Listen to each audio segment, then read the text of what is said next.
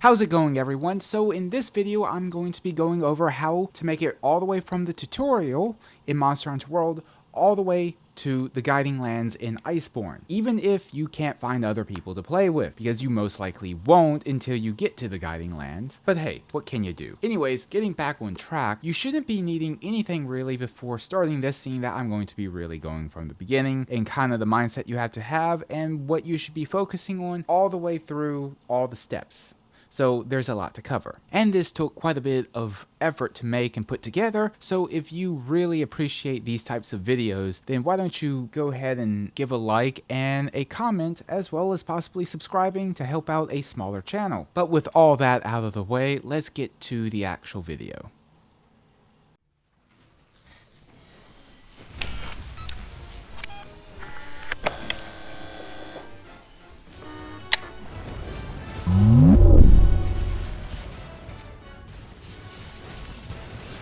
Okay, so before we jump into this, there are some really important notes that I want to talk about before we get into this.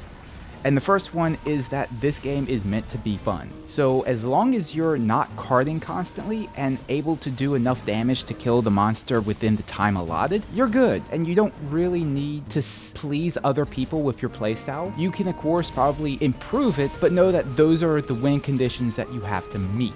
The other thing is, of course, this game is a marathon and is not meant to try to sprint all the way through to the end game. You will want to kill yourself if you try to do that. Trust me. I started originally playing on the PS4 and then got it for the PC and tried to rush all the way through it, and it was miserable. So learn a lesson from me and enjoy it and go at your own pace and learn. And that of course kind of leads into the next tip and note, and that is of course don't expect to be able to find many people willing to co-op with you, because most of them are already all the way towards the guiding lands, which is the end game for Monster Hunter World. And if they were to really help you out, you wouldn't really get anything from going through the entire game to begin with. So yeah, but I will say, if you do find people to play with, note that there are differences between solo play, playing with your friends, and playing with random. Most of the time those differences are going to be where the monster that you're hunting, how they're going to aggro onto you, or how they're going to keep shifting aggro. And the more people you have and the less you know what they're going to be doing, the more chaotic the battle is going to be. Now with randoms, you're going to pretty much want to always have some form of wide range on and just keep healing each other, because it's really easy to just fail the entire mission because someone was just not careful enough. But that should really cover everything that I wanted to cover before we jump into this. So let's go.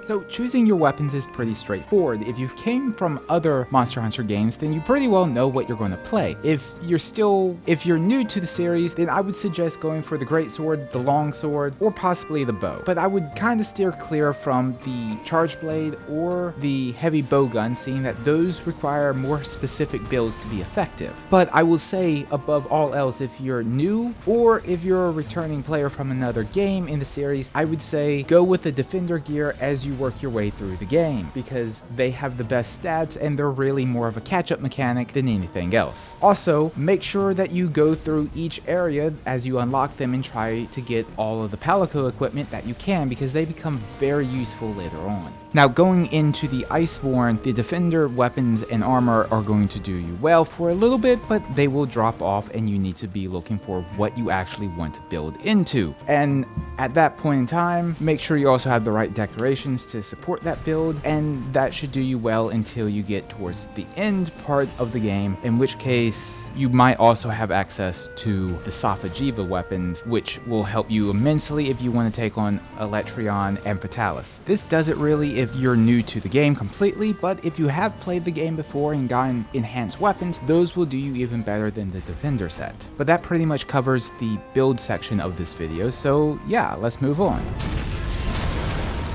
Alright, so you've made your character and you've chosen your perfect feline companion, and you've survived your first trek out into the new world. Now what? Well, you basically go through the story and unlock new areas as you progress through hunts. The first one will be the Ancient Forest, the second, Wildspire Waste, then the Coral Highlands, and the Rotting Vale. While you unlock all of these and work your way through, you'll have opportunities to unlock new camps where you can start your hunts from. Make sure you pick those up because those will save you time later in the game. Also, make sure you do your side quests to get new mantles because they're going to become very helpful at later times against certain monsters. And finally, make sure you unlock the Palico tribe things. Like, I'm not even sure what you call them, but make sure you do those because the Palico equipment that you get from them are really important. Now, after you've unlocked all of the areas and done all the hunts, you're going to basically face Zoro Magnaros. And after that, you unlock or you proceed to the next part of the story, which is hunting down the Elder Dragons and finally Nergigante. And the best advice that I can really give you for that, make sure you upgrade your weapons and armor to the best that you can, as well as really learn the fights because this is where the game really stops holding your hands. They're trying to cart you, and it's only going to get worse from here. But after you've done all of that, you'll make your way to the end boss. And congratulations, you get to move on to Iceborne. I do want to note that if you have access to the Taroth raid, I would highly suggest you doing that and farm it, because the weapons you get from it are able to be upgraded to the highest rarity later in the game. And they're not bad weapons either.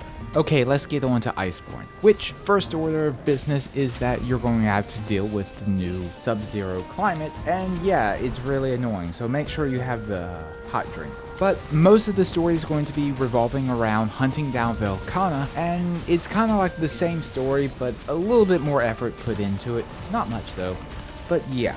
I am going to say that Velkhana will give you quite a bit of trouble until you learn the fight itself. Now, after you get done hunting that thing, you're going to start hunting down basically what's been causing all of the problems in the new world. Now, this boss fight is split up into two stages. The first one is that you're trying to break the creature's shell, and it's pretty easy. Just basically get up onto it and ram it into a wall. Now, the second part is, well, a little bit more annoying because you're basically dealing with a bunch of AoEs that can pretty well one-shot you, and a bunch of sand traps and other things that just are annoying. But the most important thing about this fight is that you meet Ruiner Nergigante, which is going to be what leads you to the Guiding Lands, and the next part of this guide.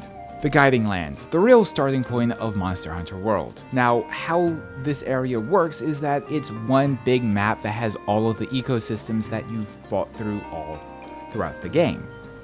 Monsters will spawn in like they would in an expedition, and like an expedition, if you cart, it will not fail the mission if you do it too many times. Now, it will, however, decrease the amount of rewards after you kill or capture the monster, but you really do get rewards from breaking parts off of it, which is also why I highly recommend running a set of Part Breaker for that very reason. Also, you'll only be able to find these monsters in certain ecosystems that you'll find them natively, and those ecosystems can also be leveled up through killing monsters as well as gathering. Higher levels, however, are locked behind special assignments which you have to grind your mastery rank to be able to access. Now, these special assignments is where the difficulty spike in this game really happens, starting with Sterling Pride. You're basically fighting a Kirin, and this thing will one-shot kill you more times than you really want to ever admit to. My best advice for this hunt, because really this thing is the one that everyone struggles with from what I've seen, is get as much thunder resistance as you can, as well as use the thunderproof mantle, and try to stick to its sides and attack from behind whenever you can, because those seems to be the safest area, at least from what I've found. Now, yes, the other special assignments do spike in difficulty, but you also know what to expect, so they're not as rough. Outside of Electron, but he's a whole other subject matter to begin with. But after you've unlocked all of the tiers to the Guiding Lands, you now have access to everything you need to unlock the true potential of your weapons, as well as your armor. And that pretty well sums up the overview of the Guiding Lands that you really need to know about to start off with. The final bit that really is left to go over is of course the raids, as well as trying to defeat Electron as well as Fatalis. Now I'm going to go ahead and say this, which I am nowhere near good at this game to really be telling you how to take on Electron. But if you do want to try your hand at defeating the monsters, then I'd suggest that you go and farm for the Safajiva weapons, because they are going to be the best bet that you have. And that leads us to my next point, and that is tackling raids, which the longer long and short of it is that the point of the race is to more break all the parts of the monster rather than trying to go after the kill. Yeah, it's nice, but the best way to get all of the loot that you possibly can is by breaking every single part that you can. Now, once you get your weapons from the raid, you're going to then upgrade it. Now, with the Sophajiva weapons, it's pretty well randomized. You get as much material to pump into the weapon, and you just keep going until you level up the different enhancements that you can until you've maxed out your awakening level. And that's pretty much it for this guide.